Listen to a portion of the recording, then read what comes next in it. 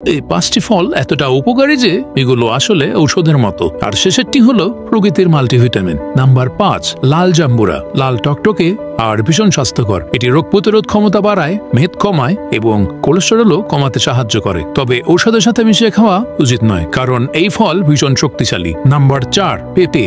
নরম, ট্রপিক্যাল আর হজমে সহায়ক এনজাইম যেমন পাপাইন দিয়ে ভরপুর। এটি পেট ফাঁপা ও প্রদাহ কমাতে সাহায্য করে এবং ভিটামিন এ সমৃদ্ধ।